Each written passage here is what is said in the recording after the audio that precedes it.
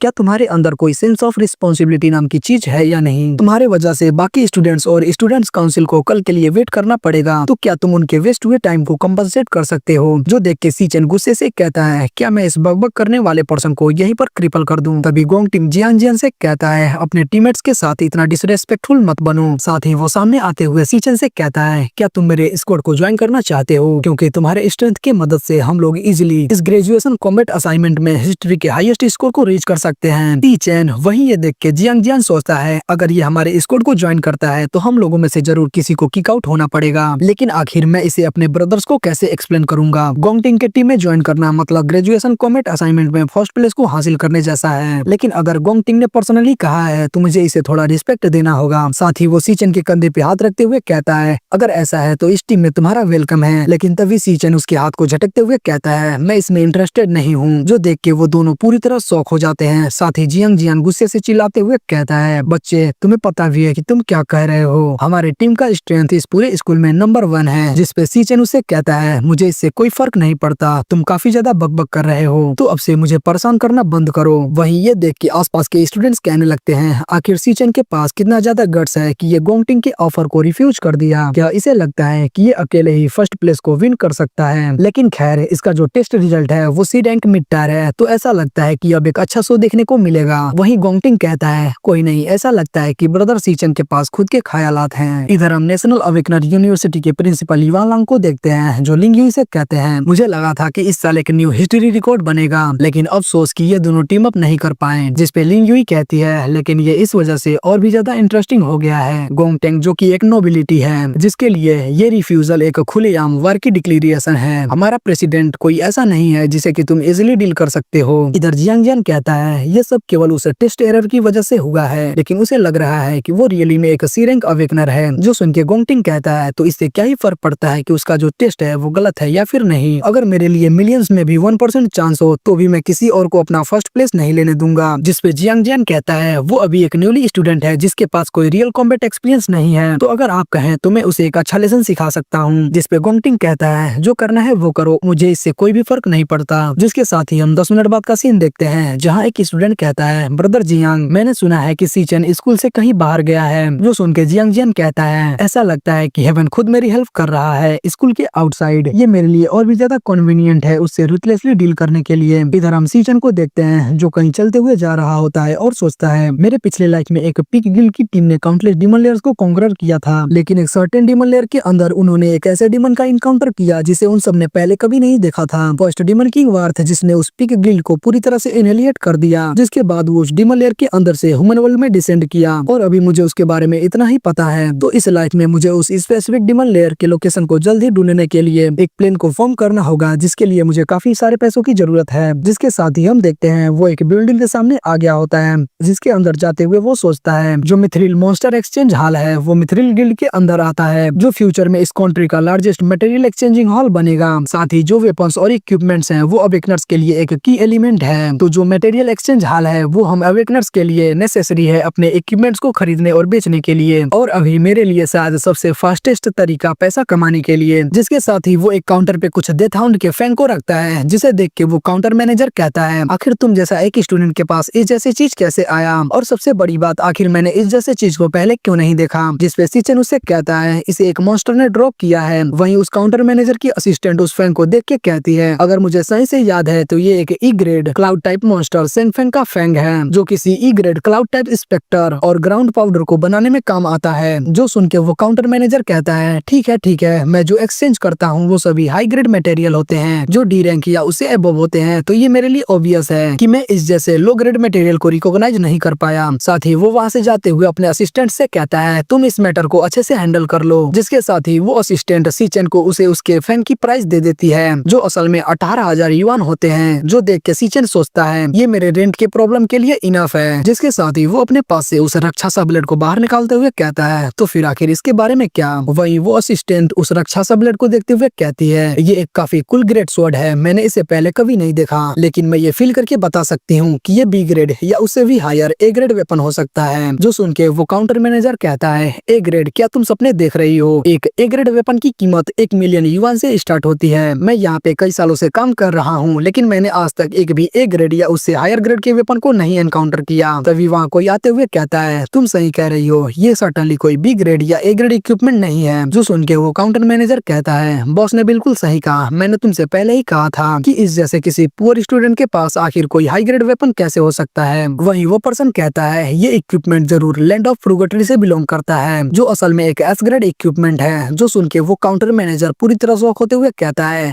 क्या S grade weapon? वहीं वो सीचन के हाथों को पकड़ते हुए कहता है, डिस्टिंग्विश गेस्ट, मैथिलीन एक्सचेंज हॉल में तुम्हारा स्वागत है, प्लीज वीआईपी रूम तक मुझे फॉलो करो, जहाँ हम इसके बारे में अच्छे से डिस्कस कर सकते हैं, जहाँ तुम किसी भी रिक्वेस्ट को फ्रीली मेंशन कर सकते हो। वहीं उस पर्सन को देख के सीचन सोचता है, फाइनली तुम अपीयर हो ही गए क्विंग जी। जिसके साथ ही हम उन तीनों को वीआईपी रूम के अंदर देखते हैं, जहाँ किंग जी कहता है, सर क्या मैं आपसे पूछ सकता हूँ कि आप इस इक्विपमेंट को किस प्राइस में सेल करना चाहते हैं? जिस पर सीचन उससे कहता है 1 मिलियन। जो सुन के किंग जी कहता है, केवल 1 मिलियन? सर क्या आपको पता भी है कि एक ए रैंक वेपन भी कई मिलियंस में बिकता है? तो ये तो एक एस रैंक वेपन है जो मार्केट में इजिली टेंस ऑफ मिलियंस में बिक सकता है, जो मार्केट में भूचाल भी मचा सकता है, ये इतना ज्यादा वैल्यूएबल है। जिसपे सीचन उससे कहता है, मैं इस वेपन को गिरवी रख के 1 मिलियन लोन लेना चाहता हूँ, जिसे मैं 1 महीने के अंदर पे बैक कर दूंगा। जो सुन के क्विंग जी सोचता है, एक एस रैंक वेपन को लोन के लिए गिरवी रखना, क्या रियली में इसके बारे में कोई यूनिवर्सिटी का स्टूडेंट सोच सकता है? ऐसा लगता है कि इसे इस स्वॉर्ड को बेचने का कोई इरादा नहीं है। क्या ये बाद में इसे अपने लिए यूज करना चाहता है? ये अपने एज के हिसाब से कुछ ज्यादा ही मैच्योर लग रहा है, और ऊपर से एक इस जैसे ट्रेजर को पोजेस करना, क्या ये किसी रिच फैमिली का लड़का है जो अपने घर से भागा है, या फिर ये कोई हिडन प्रोडिजी है जो अपने ट्रू एबिलिटी को हाइड कर रहा है? जो भी हो, ये क्लियरली कोई ऑर्डिनरी मैन तो नहीं है। वहीं सीचन उसे कहता है, मैं तुम्हारे लोन को 1 महीने के अंदर वापस कर दूंगा, वो भी 10% इंटरेस्ट के साथ। जो सुन के क्विंग जी उस असिस्टेंट से कहता है, सियाओली तुम थोड़ी देर के लिए यहाँ से बाहर जाओ। जिसके बाद वो सीचन से कहता है, अगर मैं सही से गेस कर रहा हूँ तो तुम जिस स्कूल को अटेंड करते हो वो नेशनल अवेकनर यूनिवर्सिटी है, और मेरे नॉलेज के हिसाब से जो नेशनल अवेकनर यूनिवर्सिटी है वो आज से 1 महीने बाद एनुअल ग्रेजुएशन एग्जाम को होल्ड करने वाला है, और जो फर्स्ट प्लेस का प्राइज है वो एग्जैक्टली 1 बिलियन है। तो अगर मैं सही से गेस करूँ तो ऐसा लगता है कि तुम पूरी तरह कॉन्फिडेंट हो कि तुम उस एग्जामिनेशन में फर्स्ट प्लेस को विन कर सकते हो। तो तुम 1 महीने तक तो वेट कर ही सकते थे उस प्राइज मनी को विन करने के लिए, लेकिन तुम अर्जेंटली इस आइटम को लोन के लिए ऑफर किया। तो मुझे ऐसा लगता है कि तुम्हें इस समय उस पैसे की कुछ ज्यादा ही जरूरत है, जिस वजह से इस जैसा रिस्की ऑप्शन तुम्हारा लास्ट रिस्टोर बचा है। तो अगर ऐसा है तो मैं तुम्हें 1.5 मिलियन लोन अभी के अभी कैश दे सकता हूँ, वो भी 1 महीने के लिए 0 इंटरेस्ट के साथ। तो तुम इसे हमारे बीच के फ्रेंडशिप की शुरुआत समझ सकते हो। और हाँ, तुम्हें घबराने की कोई जरूरत नहीं है, मैं इस कॉन्वर्सेशन को पूरी तरह हाइड करके रखूंगा। तो अगर तुम्हें फ्यूचर में कोई ट्रेड करना हो तो प्लीज हमारे एक्सचेंज फैसिलिटी को एक बार कंसीडर करना। मैं ये मेक श्योर करूंगा कि हम दोनों के बीच का जो डील हो वो पूरी तरह प्रॉफिटेबल हो। जो सुन के सीचन सोचता है, इसने बस मेरे कुछ ही शब्दों से मेरे पूरे सिचुएशन को समझ लिया, और मेरे सिचुएशन का एडवांटेज लेने के बजाय ये मुझे और भी बेटर टर्म्स ऑफर कर रहा है लॉन्ग टर्म फ्रेंडशिप के लिए। और इसी वजह से किंग जी इस मैथिलीन एक्सचेंज हॉल को फ्यूचर में वर्ल्ड प्राइमरी एक्सचेंज हॉल तक ले जाता है। साथ ही उस डीमन किंग वर्थ को एलिमिनेट करने के लिए मैं अकेले अपने स्ट्रेंथ पर रिलाई नहीं कर सकता, मुझे इसके लिए कुछ ट्रस्टवर्थी टीममेट्स को बनाना होगा। जिसके साथ ही वो कहता है, जो मैजिक कॉन्ट्रैक्ट है वो कंप्लीट हो गया है, साथ ही जो फंड है वो तुम्हारे अकाउंट में ट्रांसफर कर दिया गया है। साथ ही वो सीचन से कहता है, लेकिन तुमने इस ग्रेड वेपन को यहाँ पर गिरवी रखा है, तो आखिर तुम अपने ग्रेजुएशन एग्जाम के लिए लिए क्या यूज करोगे? अगर तुम चाहो तो मैं तुम्हारे लिए कुछ बढ़िया ए रैंक या फिर कोई बी रैंक इक्विपमेंट को सेलेक्ट कर सकता हूँ। जिसपे सीचेन उसे कहता है इसकी कोई जरूरत नहीं है। साथ ही वो अपने पास से एक और राक्षसा ब्लेड को निकालते हुए कहता है मेरे पास एक और वेपन है जैसा मैंने अभी तुम्हें दिया है, जो देख के वो सभी पूरी तरह शॉक हो जाते हैं। वहीं क्विंग जी उस असिस्टेंट सियाओली से कहता है इतने इंपॉर्टेंट क्लाइंट को केयर करने के लिए मैं तुम्हें अब से एक सुपरवाइजर रैंक पर प्रमोट करता हूँ। तभी सीचेन उसे कहता है अरे हाँ, मैं किसी चीज को बाय करना चाहता हूँ। जिसके साथ ही हम सीचेन को देखते हैं जो अपने सिस्टर को पिकअप करने के लिए कैंगचेंग कंट्री के बस टर्मिनल पर आ गया होता है, जहाँ वो खड़ा होकर सोचता है मेरे पिछले लाइफ में मैं अपने ग्रेजुएशन को कंप्लीट कर लिया था, लेकिन जो कि मैं अपने पावर को अवेक नहीं कर पाया था। इस वजह से कोई भी गिल्ड मुझे एक्सेप्ट नहीं किया था, जिस वजह से मैं रैंडमली किसी भी जॉब को करके थोड़ा बहुत पैसे अर्न कर पाता था। वहीं हमारे फैमिली की जो फाइनेंशियल कंडीशन थी वो भी काफी ज्यादा खराब थी, जिस वजह से मैं और मेरी सिस्टर काफी एडजस्ट करके सर्वाइव किया करते थे। वहीं मेरी सिस्टर ने फाइनेंशियल प्रॉब्लम की वजह से अपने ड्रीम स्कूल के एडमिशन को भी गिव अप कर दी। साथ ही वो सोचता है काफी देर हो चुकी है, यूनी को अब तक बस से उतर जाना चाहिए था। तभी उसकी सिस्टर उससे कहती है ब्रदर, मैंने तुमसे कितनी बार कहा है कि अगर तुम किसी को पिक करने जा रहे हो तो तुम्हें एंट्रेंस पे नहीं बल्कि एग्जिट पे जाना चाहिए। हम लोग दोबारा मंथली रेट को पे करने के बाद ब्रोकन हो जाएंगे। वहीं अपने सिस्टर को देख के सीचेन पूरी तरह स्टॉक हो जाता है और सोचता है 7 साल, पूरे 7 साल हो गए हैं मुझे तुम्हें देखे हुए। जिसके साथ ही वो अपने सिस्टर को गले से लगा लेता है, जिस पर उसकी सिस्टर उसे गुदगुदी करते हुए कहती है क्या तुम मुझे कस के मारना चाहते हो? साथ ही वो उसे कहती है तुम इन दिनों कुछ ज्यादा ही अजीब व्यवहार कर रहे हो, क्या तुम्हें किसी लड़की ने रिजेक्ट किया है या फिर कुछ और? वहीं सीचेन उसे देखते हुए सोचता है इस लाइफ में मैं तुम्हें कुछ नहीं होने दूंगा, ना ही तुम्हें और ज्यादा सफर करने दूंगा। वहीं हम एक जगह कुछ लोगों को देखते हैं जो कह रहे होते हैं ये डेफिनेटली वही रास्ता है जहाँ से वो पैथेटिक लड़का सीचेन अपने घर जाता है। जिसपे हम देखते हैं जियांग जियान उन सभी से कहता है तुम सब कहीं जाकर छुप जाओ और जब वो आए तो तुम सब बाहर आ जाना। मैं ये मेक श्योर करूंगा कि उसे ये बात अच्छे से याद हो कि हम लोगों से पंगा लेना कोई आम बात नहीं है। जिसपे उनमें से एक पर्सन कहता है लेकिन बॉस हम सब स्टूडेंट काउंसिल के मेंबर हैं, तो अगर कहीं ये मैटर बाहर चला गया तो? जिसपे जियांग जियान कहता है मैं बॉस उस लड़के को एक छोटा सा लेसन सिखाना चाहता था, लेकिन उसका जो एटीट्यूड है वो मुझे काफी ज्यादा इरिटेटिंग लगा। उस ई रैंक ट्रेस को ऐसा लगता है कि वो रियली में एक सी रैंक अवेकनर बन गया है। मैं जो कि इस पूरे स्कूल में सबसे बेस्ट क्लाउड टाइप असासिन हूँ, तो मैं ये मेक श्योर करूंगा कि वो ग्रेजुएशन असाइनमेंट को भी देने के काबिल ना बचे। जिसके साथ ही हम सीचेन और उसकी सिस्टर को देखते हैं, जहाँ चलते हुए उसकी सिस्टर सीचेन से कहती है ब्रदर तुम इन दिनों कुछ ज्यादा ही अजीब हरकतें कर रहे हो, क्या तुम अपने ग्रेजुएशन एग्जाम को लेकर परेशान हो? लाइफ एक लॉन्ग जर्नी है जिसमें चेंज होती रहती है, तुम ये बात मुझे हमेशा किया करते थे, तो आखिर तुम इतनी अजीब कैसे हो सकते हो? वही ये देख के सीचेन सोचता है यूनी तुम काफी ज्यादा प्रोस्पेक्टिव हो, तुमने पहले ही बार में ये नोटिस कर लिया कि मेरे अंदर कुछ डिफरेंट है, और ऊपर से तुम्हें ये भी नहीं पता कि मैं अपने पावर को अवेक कर लिया हूँ, तो तुम जरूर अपने फाइनेंशियल प्रॉब्लम को सोच रही होगी। तभी हम उन पर्सन को देखते हैं जिनमें से एक स्टूडेंट कहता है बॉस उस लड़के के साथ एक छोटी लड़की भी है। जिसपे जियांग जियान कहता है तो ये तो और भी ज्यादा परफेक्ट है, इस एरिया में कोई कैमरा भी नहीं है, तो ये हमारे लिए एक लकी डे है। वहीं इधर सीचेन भी उन लोगों के प्रेजेंस को फील कर लेता है। साथ ही वो अपने पास से एक ईयरबड को निकाल के अपने सिस्टर के कानों में लगाते हुए कहता है मैंने रिसेंटली इस सॉन्ग को काफी बार सुना है, ये सॉन्ग काफी ज्यादा अच्छा है, तो तुम भी इसे एक बार सुनो। वहीं उसकी सिस्टर सोचती है ये पहले कभी म्यूजिक नहीं सुना करता था, लेकिन खैर एक म्यूजिक ही एक पर्सन के मेंटल स्टेट को शो करता है, तो मैं इसे सुन के अपने ब्रदर के पर्सनैलिटी के बारे में और भी जान सकती हूँ। वहीं इधर सीचेन अपने एग्जीक्यूटिव डीमन हार्ट को एक्टिवेट करके उन सभी के लेवल को देखता है। साथ ही वो अपने पावर को एक्टिवेट करते हुए कहता है मेरे प्रीवियस लाइफ में जब मैंने अपने आखिरी फैमिली मेंबर को खो दिया था, तो मुझे ऐसा लग रहा था कि मैं सभी चीजों को खो दिया हूँ, और इस लाइफ में जब मैं वापस आया हूँ तो फाइनली मैं अपने सिस्टर को दोबारा वापस देख पाया हूँ, तो आखिर तुम कमीनों की इतनी हिम्मत कैसे हुई मेरे इस हैप्पी मोमेंट को रुइन करने की?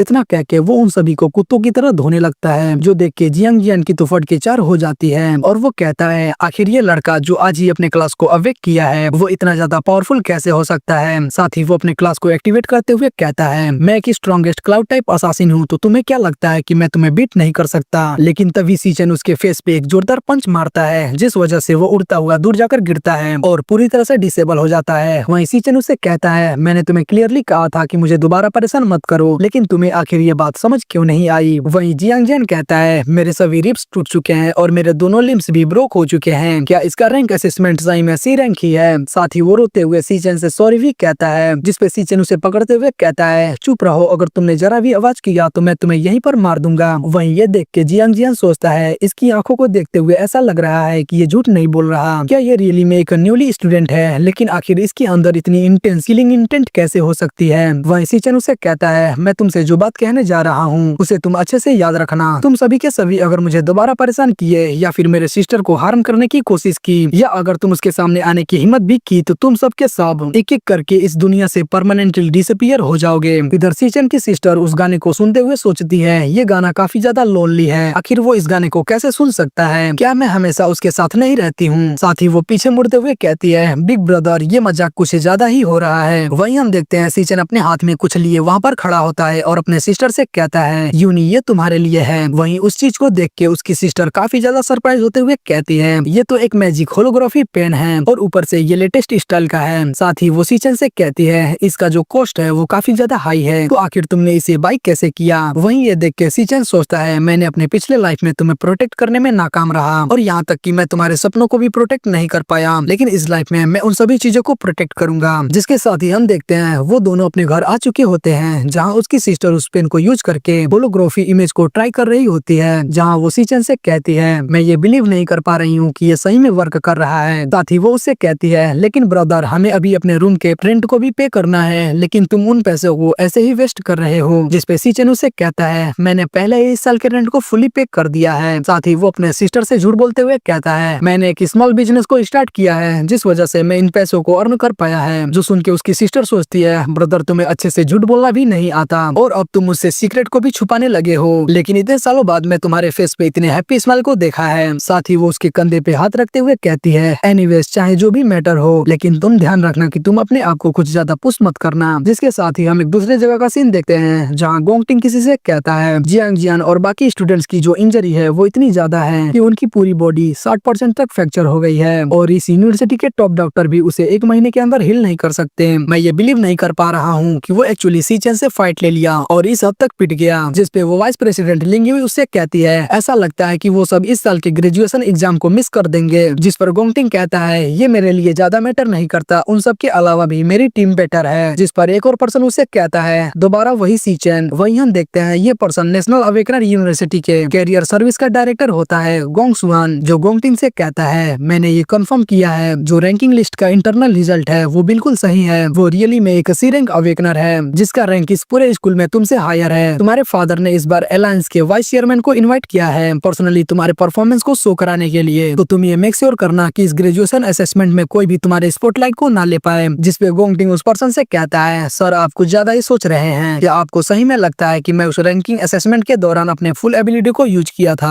आप निश्चिंत रहिए, कॉम्बैट एग्जामिनेशन के दिन में उन सभी को दिखा दूंगा कि आखिर इस स्कूल में स्ट्रॉन्गेस्ट कौन है। जिसके साथ ही हम सीचन को देखते हैं जो नहाते हुए सोच रहा होता है मैंने अपने आज के सिस्टम टास्क को कंप्लीट कर लिया है, साथ ही जो पैसे की प्रॉब्लम थी उसे भी सॉल्व कर दिया है, तो अब सब चीज अच्छे से चल रहा है। तो अब मेरे लिए जो नेक्स्ट स्टेप है वो ग्रेजुएशन एग्जामिनेशन के प्राइज को सिक्योर करना है ताकि मैं क्यून जी के उस लोन को पे बैक कर पाऊँ, क्योंकि मुझे फ्यूचर में कई सारी चीजों की जरूरत है जिसमें कि वो मेरी हेल्प कर सकता है। साथ ही उस एग्जामिनेशन को स्टार्ट होने में 1 महीने से कम का भी समय बचा है, तो मुझे इन दिनों में अपने लेवल को थोड़ा बहुत बढ़ाना होगा। जिसके साथ ही हम देखते हैं वो दोबारा उस प्लेस के अंदर आ जाता है जहाँ वो टावर की ओर जाते हुए कहता है रैंकिंग असेसमेंट के रिजल्ट के बाद मुझे ये कंफर्म तो हो गया है कि मेरा जो सबसे वीकेस्ट क्लास ग्राउंड किंग है उसका लेवल सी रैंक मिड टायर है और मेरे स्ट्रॉन्गेस्ट क्लास का जो रैंक है वो डिस्प्ले भी नहीं हो पाया। इवन मेरा ये क्लास प्रोगोटरी रक्षासा जो करंटली एस रैंक क्लास है उसे मैं अभी अपने फुल पोटेंशियल पर भी यूज नहीं कर सकता और मुझे ये भी नहीं पता कि इसका जो फुल पोटेंशियल है वो क्या है। तो अभी मेरे पास जो ये दोनों क्लास हैं उनका रैंक मुझे कंफर्म नहीं है। साथ ही वो उस वर्ड की को यूज करके उस टावर के गेट को ओपन करता है और कहता है चलो देखते हैं कि आखिर ये टावर ऑफ डार्कनेस आखिर किस जैसा प्लेस है। वहीं हम उस टावर के अंदर का सीन देखते हैं जो देख के सीचन कहता है ये प्लेस तो वहीं हम देखते हैं ये स्टार वेस्टलैंड होता है। तभी सीचन एक पावरफुल ग्रेविटी फोर्स को फील करता है जिसे फील करने के बाद वो कहता है यहाँ का ग्रेविटी अर्थ से 10 गुना ज्यादा है। साथ ही वो कहता है यहाँ पे आने के बाद वो डोर जिसके थ्रू मैं यहाँ पर आया था वो गायब हो चुका है। ऐसा लगता है मुझे उस डोर को दोबारा ओपन करने के लिए इस फ्लोर के बॉस को मारना होगा, लेकिन यहाँ का एनवायरनमेंट मेरे स्ट्रेंथ को काफी ड्रेस्टिकली चेंज कर दिया है जिस वजह से मैं अपने 30% स्ट्रेंथ को ही यूज कर सकता हूँ। मुझे इस प्लेस पे जल्दी अपने आप को अडेप्ट करना होगा। तभी हम देखते हैं उसके सामने एक पैंथम लॉयन जो एक बी रैंक 1 स्टार वॉरियर होता है वो आ जाता है, जो देखकर सीचन अपने लाइटिंग असैसिन के क्लास को स्विच करते हुए कहता है तो इस फ्लोर का जो मॉन्स्टर होने वाला है वो तुम हो। जिसके साथ ही वो उस मॉन्स्टर से फाइट करने लगता है, जहाँ वो उससे फाइट करते हुए कहता है मेरी जो बॉडी है वो काफी ज्यादा हैवी हो गई है तो मुझे इसे जल्दी खत्म करना होगा। इतना कह के वो अपने लाइटनिंग ब्लेड से उसके वाइटल पॉइंट पर हिट करता है, लेकिन वो उसके वाइटल पॉइंट को मिस कर देता है। तभी वो पैंथम लॉयन उसके ऊपर अटैक कर देता है, जो देख के वो कहता है मेरी असैसिन क्लास के लिए इस जैसा इन्वायरमेंट पूरी तरह से डिसएडवांटेज है, लेकिन ये मॉन्स्टर मॉन्स्टर यहाँ पर इजिली मूव कर पा रहा है। क्या ये सब इस मैजिक टावर की वजह से हो रहा है? अगर ऐसा है तो मैं तुम्हें अपने प्रोगोटरी राक्षसा की क्लास से डील करता हूँ। साथ ही वो कहता है अलग अलग क्लासेस के अलग अलग कोर एडवांटेज होते हैं। साथ ही वो अपने स्किल ग्रेविटी मैनिपुलेशन का यूज करके अपने स्ट्रेंथ को काफी ज्यादा मैक्सिमाइज कर देता है और कहता है इस जैसे इन्वायरमेंट में जहाँ पहले से ही ग्रेविटी है वहाँ मेरे ग्रेविटी मैनिपुलेशन स्किल और भी ज्यादा स्ट्रॉन्गर बन जाएगा।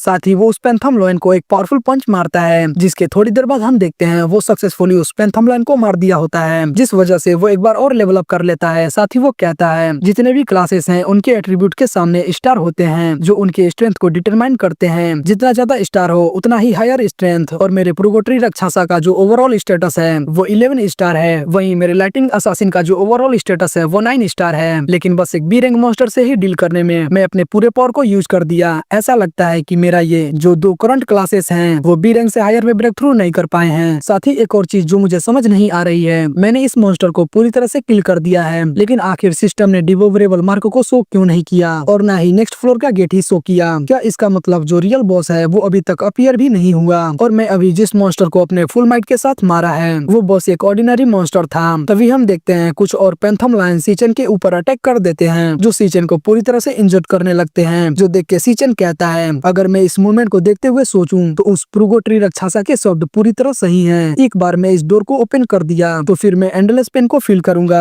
लेकिन उन सभी को इंड्योर करके मुझे उन सभी को कॉन्कर करना होगा। जिसके साथ ही हम देखते हैं वो अचानक से घबराते हुए उठता है और अपने बॉडी को टच करते हुए कहता है वो मसल स्टीयरिंग, वो स्किल सेपरेटिंग, वो पेन पूरी तरह से मुझे रियल लग रहा था। स्ट्रॉन्गर बनने के लिए कोई शॉर्टकट नहीं है, ये लोनली रोड ऑफ प्रोगोटरी बस केवल अभी शुरुआत है। जिसके साथ ही वो पर्सन गोंगसुआंग सभी स्टूडेंट से कहता है इस साल का जो स्टूडेंट मैच इन्फॉर्मेशन है वो तुम सभी के हाथ में लगे वेस्ट बैंड में ऑलरेडी सेंड कर दिया गया है, तो तुम सब अपने वेस्ट बैंड को चेक करके अपने टीम फॉर्मेशन को जल्द से जल्द कंप्लीट कर लो। वहीं हम उस इन्फॉर्मेशन स्टेटस को देखते हैं जिनमें सभी स्टूडेंट्स के नाम, रैंक और टायर होते हैं। जो देख के एक स्टूडेंट कहता है क्या इस इन्फॉर्मेशन में कुछ गलत है, क्योंकि जो सीचन है वो इस इन्फॉर्मेशन में clearly E rank low tyre show कर रहा है। जो देख के वो सभी स्टूडेंट सीचन की ओर देखते हुए सोचते हैं तो क्या इसका मतलब वो डीमन हार्ट रियली में ब्रोकन हो गया था? मैं ये सोच रहा था कि मैं प्रेसिडेंट गोंगटिंग के टीम को न ज्वाइन करके सीचन के टीम को ही ज्वाइन करता, लेकिन मैं ये एक्सपेक्ट नहीं किया था कि ये केवल एक ई रैंक अवेकनर है। ये ग्रेजुएशन असेसमेंट हम लोगों के लिए काफी इंपॉर्टेंट अपॉर्चुनिटी है अपने आप को साबित करने के लिए, तो आखिर हम लोग इस जैसे लो लेवल्स को क्यों ही अपने टीम में लें? वहीं इधर गोंगटिंग उस पर्सन गोंगसुआंग को देख रहा होता है जहाँ वो पर्सन स्माइल करते हुए कहता है डियर नेफ्यू, आखिर तुम कब इस ह्यूमन वर्ल्ड के नेचर को अच्छे से समझोगे? खैर चलो, मैं तुम्हारा अंकल होने के नाते तुम्हें ये सिखाता हूँ। तुम्हारा ओपोनेंट तुम्हारे साथ कम्पीट करने के लिए क्वालिफाई भी नहीं है। तो इस पार्ट की शुरुआत में हम देखते हैं वो स्टूडेंट गोंगटिंग से कहते हैं प्रेसिडेंट गोंगटिंग, क्या आपको टीममेट्स की जरूरत है? प्लीज आप मुझे अपने टीम में ज्वाइन कर ले। मैं पिछले 3 सालों से स्टूडेंट काउंसिल में काम कर रहा हूँ, तो मैं डेफिनेटली आपको निराश नहीं करूंगा। वहीं वो स्टूडेंट गोंगटिंग के टीम को ज्वाइन करने के लिए वहाँ पर भीड़ लगा देते हैं। जो देखकर गोंगटिंग के साथ का एक स्टूडेंट उनसे कहता है तुम सब काफी ज्यादा शोर कर रहे हो, हम लोग केवल एक ही पर्सन को ले सकते हैं। जिसके कि आधे घंटे बाद हम देखते हैं कई स्टूडेंट्स ने अपने अपने टीम को फॉर्म कर लिया होता है। वहीं हम मालोंग को देखते हैं जो कहता है हमने आसपास सभी से कहा लेकिन कोई भी हमारे साथ टीम अप करना नहीं चाहता। जिसपे सियांग जो कहता है हमारी टीम में केवल हम 4 ही लोग हैं और कोई भी हमारे साथ टीम फॉर्म करना नहीं चाहता। अगर ऐसे ही चलता रहा तो हम लोग इस ग्रेजुएशन असाइनमेंट में पार्टिसिपेट भी नहीं कर पाएंगे। जिसपे मालोंग कहता है एक बात जो मुझे काफी ज्यादा स्ट्रेंज लग रही है, आखिर सीचन का जो परफॉर्मेंस रिजल्ट है वो लोवेस्ट कैसे हो सकता है? इस ग्रेजुएशन असाइनमेंट में रजिस्टर करने के लिए एक टीम में कम से कम 5 लोगों की रिक्वायरमेंट है, जिनमें से एटलीस्ट एक पर्सन को ई रैंक हाई टायर होना चाहिए। ऐसा लगता है कि कोई जानबूझकर हम लोगों को टारगेट कर रहा है। वहीं सीचन सोचता है इस ग्रेजुएशन कॉम्बैट असाइनमेंट में सबके पास बस एक ही चांस है अपने आप को साबित करने के लिए। इस ग्रेजुएशन कॉम्बैट असाइनमेंट में हायर स्कोर को लाने के बाद ही तुम किसी हायर रैंकिंग गिल्ड में ज्वाइन हो सकते हो। इस फाइनल असाइनमेंट में डीमन केव के अंदर जो मॉन्स्टर्स के नंबर होंगे वो तुम्हारे टीम मेंबर के नंबर से डिटरमाइंड होंगे, ताकि तुम्हारे पास जितने ज्यादा लोग होंगे तुम उतनी आसानी से हायर स्कोर को पा सकते हो। और इसी वजह से ये लोग गोंगटिंग के जैसे स्ट्रॉन्ग टीम को ज्वाइन करना चाहते हैं और कोई भी लो रैंकेड के साथ टीम अप करना नहीं चाहता। और ऊपर से इन लोगों की इन्फॉर्मेशन के हिसाब से हम लोगों के टीम में ही 3 लो ई रैंकर हैं, तो अगर ऐसे ही चलता रहा तो हम 3 ई रैंकर से अबेंडेंट कर दिए जाएंगे, जिस वजह से हम लोग इस ग्रेजुएशन असाइनमेंट में पार्टिसिपेट करने के क्वालिफिकेशन को भी खो देंगे। तभी कोई उनसे कहता है सियांग जुओ, हम लोग एक पर्सन को मिस कर रहे हैं, तो क्या तुम हमारी टीम को ज्वाइन करना चाहते हो? या फिर कहीं तुमने ये तो नहीं सोचा है कि तुम इन 3 लो ई रैंकर्स के साथ टीम अप करना चाहते हो जो कि ग्रेजुएशन असाइनमेंट के लिए क्वालिफाई भी नहीं है? जिसपे सियांग जो कहता है सॉरी, हम लोग पहले ही एग्री कर लिए हैं कि हम लोग साथ में ही टीम अप करेंगे, तो मैं अपने रूममेट्स को नहीं छोड़ सकता। जो सुन के वो वहाँ से जाते हुए कहते हैं ठीक है, जैसा तुम चाहो, हम लोग केवल अपने नंबर्स को फुल करना चाहते थे, लेकिन ऐसा लगता है कि तुम्हें ये नहीं पता कि तुम्हारे लिए क्या अच्छा है और क्या बुरा। इधर मालोंग टीम स्टेटस को देखते हुए कहता है ऑलमोस्ट सभी लोग अपने टीम को फॉर्म कर लिए हैं और बस कुछ ही हाई टायर ई रैंकर बचे हैं। हम लोग केवल एक पर्सन को मिस कर रहे हैं, लेकिन कोई भी आना नहीं चाहता। वही सीचेन गोंगसुआन को देखते हुए सोचता है ये पर्सन जो एम्प्लॉयमेंट ऑफिस का डायरेक्टर है गोंगसुआन, इसका सरनेम गोंगटिंग के जैसा ही सेम है। ऐसा लगता है कि ये भी गोंग फैमिली से ही है। इतने इंपॉर्टेंट ग्रेजुएशन असाइनमेंट के रूल को चेंज करना और मेरे ट्रू रैंक को बदलना जिससे कि कोई भी मेरे साथ टीम अप न कर पाए, क्या इसे लगता है कि मैं गोंगटिंग के लिए एक थ्रेट हूँ? सच में जिन लोगों के पास पावर होता है उन्हें ऐसा लगता है कि वो जो चाहे वो कर सकते हैं, लेकिन चाहे जो भी हो जाए मैं इस ग्रेजुएशन असाइनमेंट में डेफिनेटली पार्टिसिपेट करके रहूंगा। जिसके साथ ही वो अपने क्लास को स्विच करते हुए कहता है अगर तुम यही चाहते हो तो मुझे भी पोलाइट होने की कोई जरूरत नहीं है। केवल ये असाइनमेंट ही ऐसा नहीं है जिससे कि तुम अपने ट्रू स्ट्रेंथ को प्रूव कर सकते हो। इस अवेकनिंग स्कूल का एक अलग ही स्पेशल ट्रेडिशन है जहाँ तुम अपने क्लास के मास्टरी को कंफर्ट करके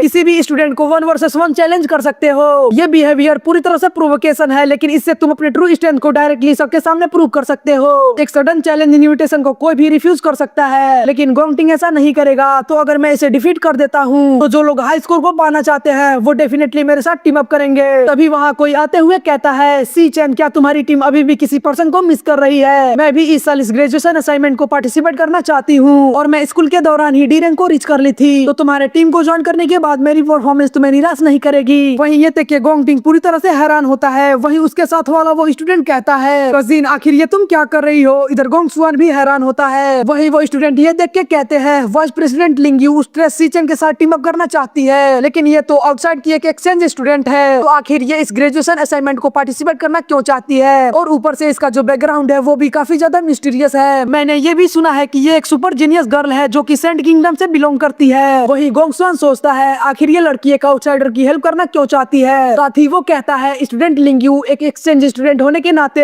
तुम इस ग्रेजुएशन असाइनमेंट में पार्टिसिपेट करने के लिए क्वालिफाई नहीं हो और ऊपर से तुमने कभी भी रैंकिंग टेस्ट को नहीं दिया है, तो हम तुम्हारे रैंक को भी नहीं जानते, तो तुम्हारा इस असाइनमेंट में पार्टिसिपेट करना रेगुलेशन के खिलाफ है। तभी वहाँ नेशनल अवेकनिंग यूनिवर्सिटी के प्रिंसिपल आते हुए कहते हैं डायरेक्टर गोंगसुआन बिल्कुल सही कह रहे हैं। वहीं अचानक प्रिंसिपल को वहाँ देख के मालों काफी ज्यादा डर जाता है। वहीं प्रिंसिपल को देख के गोंगसुआन भी खड़ा होते हुए सोचता है आखिर अभी ये यहाँ पे क्या करने आए हैं? इधर प्रिंसिपल लिंग्यू से कहते हैं तो फिर तुम इस फर्म में क्यों ज्वाइन हो रही हो? वहीं प्रिंसिपल को देख के सीचेन सोचता है अगर मुझे सही से याद है तो प्रिंसिपल का जो क्लास था वो वॉरियर था, तो आखिर इनके पास कोई टेलीपोर्टेशन एबिलिटी कैसे हो सकती है? इधर प्रिंसिपल लिंग्यू से कहते हैं अगर तुम पार्टिसिपेट करती हो तो ये इस ग्रेजुएशन असाइनमेंट के फेयरनेस को ब्रेक कर देगा। इस ग्रेजुएशन असाइनमेंट का जो मीनिंग है वो इन स्टूडेंट्स के रियल स्ट्रेंथ को देखना है। जो सुन के लिंग्यू कहती है अगर ऐसा है तो फिर इधर सीचेन अपने एग्जीक्यूटिव डीमन हट को यूज करके उन दोनों के रैंक को देखने की कोशिश करता है, लेकिन वो देखता है कि उनके रैंक के सामने क्वेश्चन मार्क लगे होते हैं, तो देख के वो कहता है मैं इन दोनों के रैंक को डिटेक्ट भी नहीं कर पा रहा। इधर ये सुन के गोंगसुआन कहता है हाँ प्रिंसिपल ने बिल्कुल सही कहा, हमारा स्कूल इसलिए ग्रेट माना जाता है क्योंकि हम हमेशा रूल्स को फॉलो करते हैं। जिसपे प्रिंसिपल कहते हैं इस नेशनल अवेकनर यूनिवर्सिटी का जो पर्पज है वो सुपर क्लास अवेकनर्स को कल्टीवेट करना है, जिससे कि वो अपने परफॉर्मेंस को सबके सामने डिस्प्ले कर सके और इस वर्ल्ड में टैलेंटेड अवेकनर्स के सप्लाई को स्टेबल कर सके। और ये ग्रेजुएशन असाइनमेंट सालों से यूनिवर्सिटी का एक ट्रेडिशन है और ये इन स्टूडेंट्स के लाइफ का मोस्ट इंपोर्टेंट टर्निंग पॉइंट भी है। तो अगर कोई स्टूडेंट किसी स्पेशल फैक्टर की वजह से इस अपॉर्चुनिटी को लूज कर देता है तो जो स्कूल है वो उस रिस्पॉन्सिबिलिटी को कैसे अफोर्ड कर सकता है? तो सुन के गोंगसुआन घबराते हुए सोचता है क्या इनकी बातों का मतलब, क्या इन्होंने ये रियलाइज कर लिया कि मैं सीक्रेटली रैंकिंग में बदलाव किया है? लेकिन ये यूजुअली जैसे छोटे मैटर को केयर नहीं करते थे और ऊपर से आज ये लिंग्यू, क्या ये सब इस लड़की की वजह से हो रहा है? यार जो भी हो मुझे अब और इन चीजों में पढ़ने की जरूरत नहीं है। गोंगटिंग तुम्हारे अंकल यहीं तक तुम्हारी हेल्प कर सकते हैं। वेल जो हाई रैंकेड स्टूडेंट है वो पहले ही अपनी टीम को फॉर्म कर चुके हैं, तो इस सीचन और उन तीनों ट्रेस की टीम तुम्हारे साथ कम्पीट भी नहीं कर सकती, तो इस बात तुम इजिली जीत जाओगे। साथ ही वो प्रिंसिपल से कहता है हाँ आपने बिल्कुल सही कहा, ऐसा लगता है कि हमारे एम्प्लॉयमेंट ऑफिसर के लैक की वजह से ये हुआ है जो करंट टीम फॉर्मेशन मोड को समझ नहीं पाए, जिस वजह से कुछ लोग अकेले बच गए हैं। साथ ही वो वहाँ अनाउंस करते हुए कहता है जो भी टीम जिसमें 5 मेंबर नहीं है और या फिर उस टीम में कोई हाई रैंकर नहीं है वो भी अपने रजिस्ट्रेशन को सबमिट कर सकता है। जो ग्रेजुएशन कॉम्बैट असाइनमेंट का गेट है वो हमेशा सभी के लिए खुला है। जो देख के वो खुश होते हुए कहते हैं अब हम लोग सक्सेसफुली इस असाइनमेंट में पार्टिसिपेट कर सकते हैं। वही मालोंग सीचन से कहता है सीचन अब से तुम हमारे कैप्टन हो। इधर प्रिंसिपल लिंग्यू से कहते हैं इस सीचन के अंदर तुम्हारा जो इंटरेस्ट है वो जितना मैं इमेजिन किया था उससे भी ज्यादा है। एक तरफ इस स्कूल के स्ट्रॉन्गेस्ट टीम का लीडर हमारा प्रेसिडेंट गोंगटिंग और दूसरी तरफ यह सीचन जिसके की तीनों रूममेट्स ही लोवेस्ट रैंकर है। तो मैं ये सोच के ही उत्सुक हो रहा हूँ कि आखिर ये किस डीमन गेम को चूज करने वाले हैं और इस असाइनमेंट के खत्म होने तक ये कितने स्कोर पॉइंट को कलेक्ट कर पाते हैं। इधर हम उस एग्जामिनर को देखते हैं जो उन सभी से कहता है अपने टीम फॉर्मेशन को कंप्लीट करने के बाद जितने भी कैप्टन हैं वो अपने टीम के लिए अपने अपने डीमन कैप को सिलेक्ट कर लें। तभी वो देखते हैं कि कोई अपने डीमन कैप को पहले ही सिलेक्ट कर लिया होता है, जो देखकर वो कहते हैं इतनी जल्दी एक टीम ने अपने डीमन कैप को सिलेक्ट कर लिया है। इधर वो स्टूडेंट्स ये देखते हुए कहते हैं ये तो सीचन है, सीचन की टीम ने ऑलरेडी अपने डीमन कैप को सिलेक्ट कर लिया है। लेकिन जैसे ही वो उस डीमन कैप के रैंक को देखते हैं वो घबराते हुए कहते हैं आखिर इसने ये क्या चूज किया है। वहीं इधर हमें इस ग्रेजुएशन कॉम्बैट असाइनमेंट के बारे में बताया जाता है। ये इन स्टूडेंट्स के लिए फर्स्ट टाइम है किसी रियल डीमन कैप में इंटर होना, जहां तुम इस डीमन कैप के अंदर मॉन्स्टर्स या लॉर्ड को मार के क्रेडिट ऑब्टेन कर सकते हो। इस डीमन कैप के अंदर सभी मॉन्स्टर्स को मारने के बाद तुम जो मैक्सिमम पॉइंट को रिसीव करोगे वो 10 होगा। वहीं एक लॉर्ड मॉन्स्टर को मारने के बाद तुम मैक्सिमम 20 पॉइंट को ऑब्टेन कर सकते हो। साथ ही इस कंपटीशन को 1 घंटे के अंदर कंप्लीट करने के बाद तुम 20 पॉइंट को ऑब्टेन कर सकते हो, जो तुम्हारे डीमन कैप के रैंक के मल्टीप्लिकेशन सिस्टम के हिसाब से तुम मैक्सिमम पॉइंट को रिसीव कर सकते हो। वहीं डिफरेंट रैंक डीमन कैप के डिफरेंट रेट डिफिकल्टी होती है और डिफरेंट स्कोर मल्टीप्लायर। किसी एफ रैंक डीमन कैप में तुम्हारे स्कोर को मल्टीप्लाई करने के बाद तुम मैक्सिमम 75 पॉइंट को ऑब्टेन कर सकते हो। वहीं ई रैंक डीमन कैप में तुम्हारे स्कोर को मल्टीप्लाई करने के बाद तुम मैक्सिमम 100 पॉइंट को ऑब्टेन कर सकते हो। और जो भी टीम सबसे हाईएस्ट स्कोर को ले आएगी उस टीम के सभी मेंबर्स एम्पायर गिल्ड के ऑफर को रिसीव कर सकते हैं और उस टीम की एमवीपी डायरेक्टली मैनेजमेंट पॉइंट को रिसीव कर सकती है। साथ ही एम्पायर गिल्ड की तरफ से तुम 1 मिलियन बोनस को भी रिसीव कर सकते हो। वहीं 2 स्टूडेंट्स कहते हैं इस स्कूल असाइनमेंट के हिस्ट्री का जो सबसे हाईएस्ट स्कोर है वो 90 पॉइंट है, जिसे इस एम्पायर रेजिमेंट के करंट लीडर ने अपने ग्रेजुएशन टाइम में क्रिएट किया था, जो अपने समय में काफी जीनियस स्टूडेंट हुआ करते थे। जिसपे वो दूसरा स्टूडेंट कहता है एक ई रैंक डीमन कैप की जो डिफिकल्टी होती है वो काफी ज्यादा हाई होती है। उस ई रैंक डीमन कैप को क्लियर करने के लिए 3 डी रैंक अवेगनर की जरूरत पड़ती है। तो गोंगटिंग की जो टीम है वो हो सकता है इस स्कूल के हिस्ट्री रिकॉर्ड को चैलेंज कर पाए। तभी उन स्टूडेंट्स के ब्रेसबैंड पर नोटिफिकेशन आता है किसी ने अपने टीम को पहले ही सिलेक्ट कर लिया है, जो देखकर वो कहते हैं आखिर कौन है जो इतनी जल्दी अपने टीम को चूज कर लिया।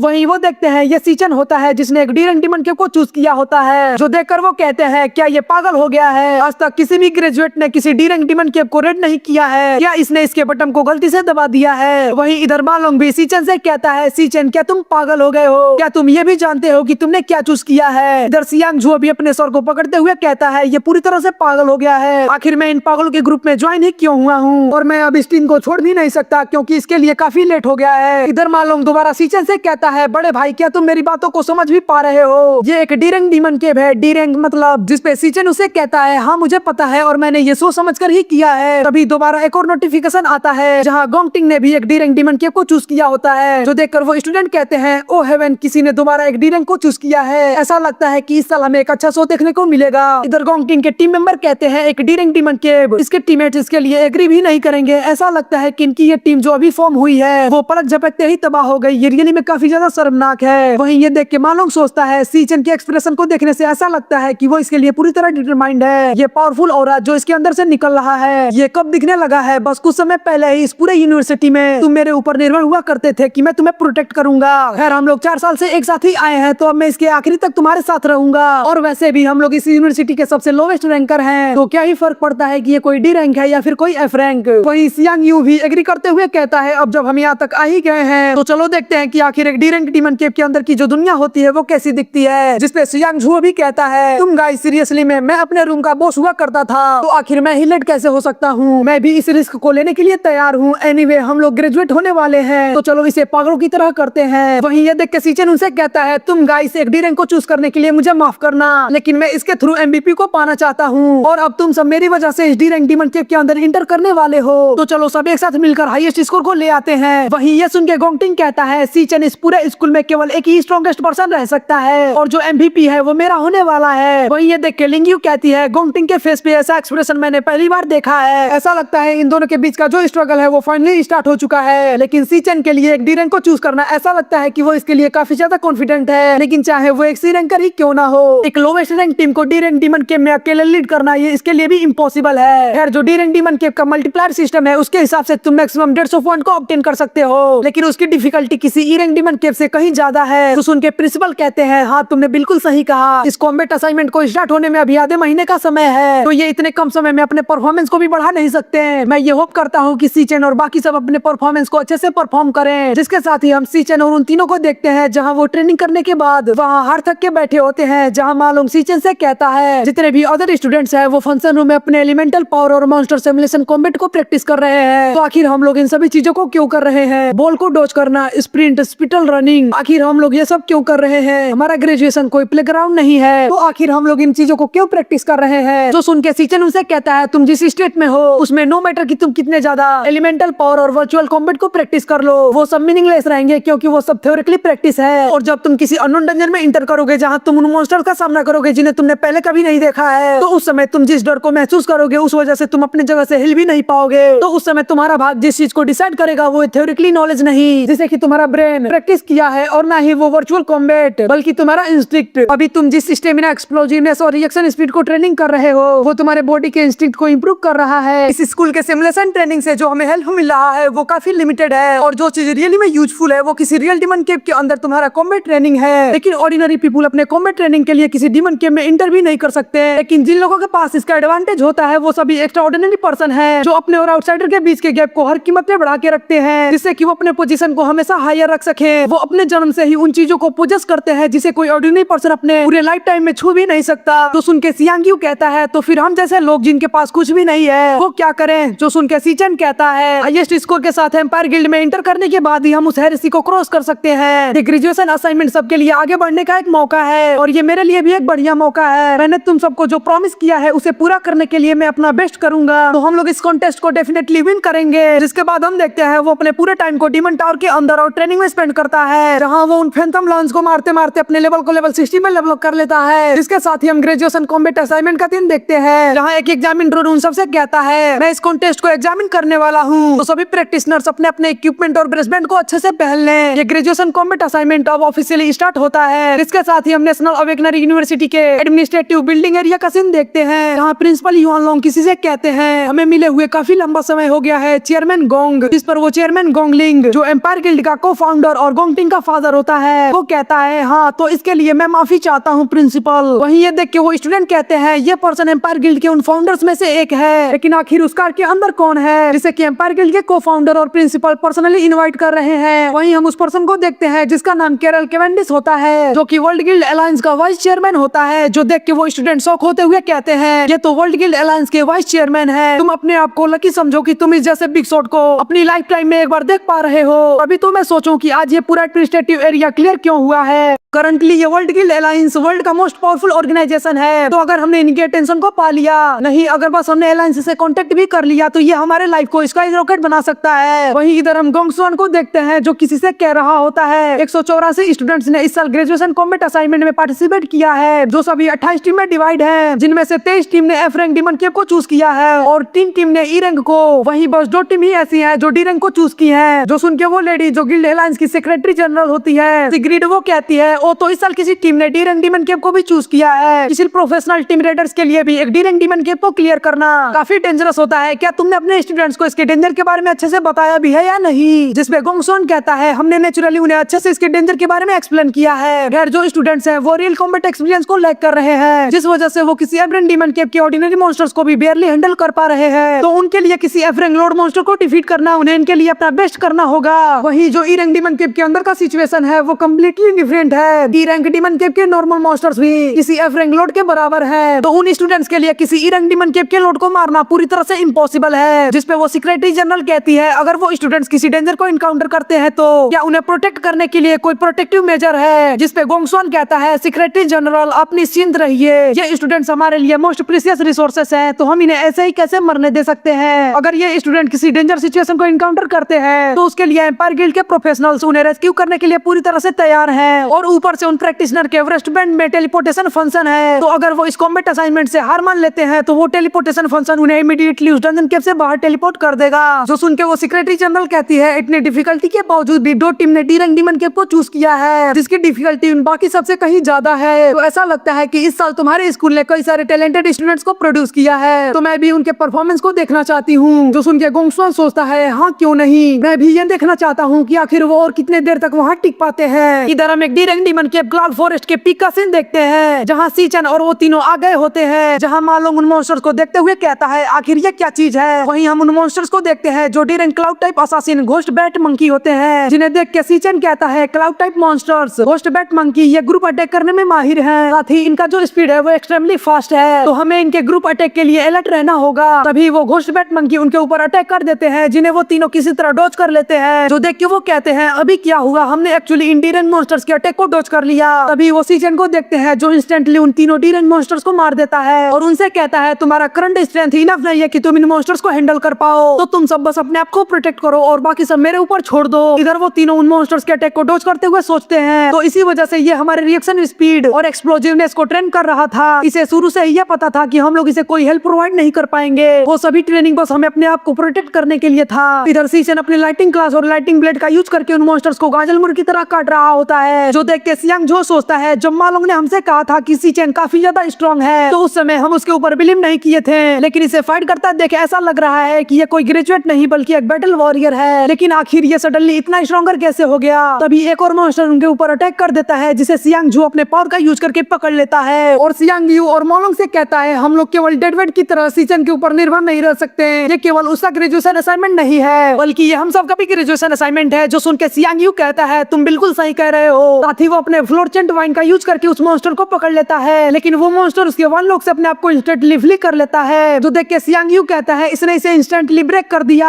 तभी मालोंग उस मॉन्स्टर के ऊपर अपने क्लाउड चेंट फ्रोस्ट ब्रेज का यूज करते हुए कहता है सियांग यू मैं इसको स्लो कर दिया हूँ, तो चलो एक साथ मिलकर इसके ऊपर अटैक करते हैं। तो सुन के सियांग यू दोबारा अपने वाइन लॉक को फ्रोस्ट ब्रेज के साथ कंबाइन करके उस मॉन्स्टर को पकड़ लेता है और सियांग जू से कहता है अब तुम्हारी बारी, जो देखकर सियांग जू भी अपने न्यूक्लियस में ब्रस्ट फ्लेम बुलेट से उस मॉन्स्टर के ऊपर अटैक कर देता है, लेकिन इससे वो मॉन्स्टर बस थोड़ा बहुत ही इंजर्ड होता है, जो देखकर सियांग जू अपने मैक्सिमम पावर का यूज करके एक कन्वर्जेड ब्रस्ट फ्लेम बुलेट से उस मॉन्स्टर के ऊपर अटैक कर देता है। जिसके बाद हम देखते हैं वो एग्जामिन ड्रोन उन सबसे कहता है कांग्रेचुलेशन तुम सबने सक्सेसफुली एक घोस्ट बैट मंकी को मार दिया है। इधर वो तीनों हाँफते हुए कहते हैं हमने ये कर दिया, हमने एक्चुअली एक डी रैंक मॉन्स्टर को मार दिया। वहीं सियांग जू सीचेन से कहता है सीचेन क्या तुमने देखा इस मॉन्स्टर को मारना हमारे लिए केक के काटने के बराबर था, जो देख के सीचेन कहता है हाँ तुम सबने काफी अच्छा किया। वहीं वो एग्जामिन ड्रोन सबसे कहता है कांग्रेचुलेशन तुम सबने इस डीमन केव के अंदर सभी मॉब्स को मार दिया है। वहीं एग्जामिन हॉल में गोंग स्वान ये देख के सोचता है आखिर ये कैसे हो सकता है, ये बेकार के स्टूडेंट्स जिनके पास जीरो कॉम्बैट एक्सपीरियंस है वो एक्चुअली एक मॉन्स्टर को कैसे मार दिया जो कि उनके खुद के लेवल से कहीं हायर है। वहीं ये देख के वो वाइस चेयरमैन कैरल केवेंडिस कहता है ये यंग मैन काफी अच्छा परफॉर्म कर रहे हैं, खासकर ये इसे देखने से ऐसा लगता है कि ये कोई ओल्ड वॉरियर है या इसका नाम सीचेन है, मैं इसे याद रखूंगा। वहीं ये सुन के गोंगलिंग गोंगसुआन को घूरते हुए देखता है, जो देख के गोंगसुआन स्क्रीन को चेंज करते हुए कहता है जो दूसरी डी रैंक टीम है वो भी ऑलरेडी अपने फाइट के बीच में है, जो देख के वो सेक्रेटरी जनरल कहती है इनका जो टीम अप कोऑर्डिनेशन है वो काफी ज्यादा स्मूथ है, ऐसा लगता है कि ये कोई प्रोफेशनल रेडर की टीम है। जो सुन के गोंगसुआन सोचता है जो बैटल है वो अभी स्टार्ट हुआ है, तो जो रियल शो है वो अभी देखना बाकी है। इधर हम गोंगटिंग के टीम को देखते हैं जो एक D rank demon cave toxic vine कार्मेन में इंटर किए होते हैं, यहाँ के monster D rank flower warrior poison mushroom होते हैं, जिन्हें वो अपने टीम वर्क के साथ मारते हुए कहते हैं ये मॉन्स्टर्स एग्जैक्टली सेम उन्हीं की तरह है जिन्हें हमने अपने ट्रेनिंग के दौरान मारा है, तो इनसे डील करना हमारे लिए काफी ज्यादा आसान हो गया है। जैसा कि एक्सपेक्ट किया जा सकता है ये ग्रेजुएशन असाइनमेंट खासकर गोंगटिंग के लिए अरेंज किया गया है, तो अगर हम लोग अच्छे बेकर्स को चूज करते हैं तो हमारी जिंदगी काफी आसान बन सकती है। अगर हम लोग इसी रेट से चलते रहे तो ये गारंटेड है कि हम लोग इस ग्रेजुएशन असाइनमेंट के कंपटीशन को विन कर लेंगे। इधर हम सीचेन की टीम को देखते हैं जहां वो चलते चलते एपेक्स एरिया में आ गए होते हैं, जहां वो अपने सामने एक D rank cloud warrior ghost type को देखते हैं जो कि बैठ के उन घोस्ट बैट मंकी को खा रहा होता है, जो देख के मालोंग कहता है क्या ये इस डीमन केव का लॉर्ड है, जिससे सियांग यू कहता है इस मॉन्स्टर के एक झापड़ से ही हम लोग 10 बार मर सकते हैं। तभी वो एप मॉन्स्टर उनकी तरफ अटैक कर देता है, जो देख के वो तीनों वहां से भागने लगते हैं। तभी सीचेन उसके फेस पे किक मारता है जिस वजह से वो एप मॉन्स्टर उड़ता हुआ दूर जाता है। तभी सीचेन अपने लाइटिंग गॉड स्टेप का यूज करके उससे पहले उसके पास चला जाता है और अपने लाइटिंग ब्लेड का यूज करके उसके टुकड़े टुकड़े कर देता है, जिसपे उसका सिस्टम उसे बताता है तुमने 200 एक्सपीरियंस पॉइंट को ऑब्टेन किया है। साथ ही एक ऐसे पेल्ट जो देख के सीचेन सोचता है ये मुझे काफी ज्यादा स्ट्रेंज लग रहा है, एक डी रैंक डीमन केव के लॉर्ड को मारने के बाद मुझे बस यही एक्सपीरियंस मिला है और जो ड्रॉप है वो भी पूरी तरह से बेकार है। तभी वो देखते हैं कि वहाँ पे कई सारे माना स्टोन्स पड़े होते हैं, जो देख के वो कहते हैं इस मॉन्स्टर ने एक्चुअली इतने सारे माना स्टोन को छुपा के रखा था और इनके साइज को देखने से ऐसा लगता है कि ये एटलीस्ट इंटरमीडिएट ग्रेड माना स्टोन है। साथ ही सियांग जो उस माना स्टोन की तरफ अपने हाथ को बढ़ाते हुए कहता है तो अगर हम लोग इन सभी माना स्टोन्स को बाहर ले जाकर बेच दिए तो हम लोग अपनी पूरी लाइफ आराम से बिता सकते हैं। तभी सीचेन उनसे कहता है नहीं रुको, लेकिन तब तक हम देखते हैं काफी देर हो चुकी होती है। सियांग जो के छूते ही वहाँ पर एक जोरदार ब्लास्ट होता है। वहीं हम देखते हैं ये क्लाउड मेज का आइस ब्रस्ट बम होता है जिस वजह से वो एग्जामिन ड्रोन भी डिस्ट्रॉय हो गया होता है। इधर हम एग्जामिन हॉल का सीन देखते हैं जहाँ स्क्रीन पर शो करता है सीचेन की टीम ने सिग्नल को लूज कर दिया है, जो देखकर गोंगसुआन सोचता है तो फाइनली ये जाल में फंस गए हैं। एक हाई लेवल मॉन्स्टर के पास खुद का इंटेलिजेंस होता है, ये ट्रेस हमेशा ट्रेस ही रहेंगे और अब तुम्हारा ग्रेजुएशन असाइनमेंट का जो जर्नी है वो यहीं पर खत्म होता है। इधर वाइस चेयरमैन कैरल केवेंडिस ये देखते हुए कहते हैं इस सिचुएशन को देखते हुए ऐसा लगता है कि उन स्टूडेंट्स ने किसी डेंजर को इनकाउंटर किया है, तो हमें उन्हें जल्दी रेस्क्यू करना होगा, जिससे गोंगसन कहता है हाँ हाँ इनकी सेफ्टी हमारी फर्स्ट प्रायोरिटी है। तो ऐसा लगता है कि अब हमारे पास कोई और ऑप्शन नहीं बचा है सिवाय उन गिल्ड रेडर्स के उस डीमन केव के अंदर जाकर उन स्टूडेंट्स को रेस्क्यू करने के अलावा, जिसमें प्रिंसिपल कहते हैं उन्हें थोड़ा और समय दो, उनका रिस्ट बैंड उनके फिजिकल कंडीशन को सिंक्रोनाइज कर रहा है और अभी तक उनका वाइटल साइन परफेक्टली नॉर्मल है। ऊपर से उन्होंने इस कॉन्टेस्ट को छोड़ने के बारे में सोचा भी नहीं है, तो हम ऐसे इंटरफेयर नहीं कर सकते। उन प्रैक्टिशनर्स के पास उनके खुद का चॉइस है। इधर हम उन सबको देखते हैं जो कि उस ब्लास्ट की वजह से पूरी तरह आइस में जम चुके होते हैं, सिवाय मॉलोंग के, जो कांपते हुए सोचता है थैंक गॉड जो कि मैं क्लाउड टाइप अवेकनर हूँ, जिस वजह से मेरा फ्रीजिंग रेजिस्टेंस थोड़ा हाई है, नहीं तो मैं भी इन्हीं की तरह यहाँ जम चुका होता। तभी वो किसी की हंसने की आवाज सुनता है। वहीं हम देखते हैं उसके सामने इस डीमन केव का लॉर्ड होता है, जो देख के मालूम सोचता है क्या ये इस डीमन केव का ट्रू लॉर्ड है। और इसी के साथ ही हमारा ये पार्ट यहीं पे कंप्लीट होता है। तो मिलते हैं इसके अगले वीडियो में, तब तक के लिए वीडियो को लाइक करके चैनल को सब्सक्राइब कर दीजिए।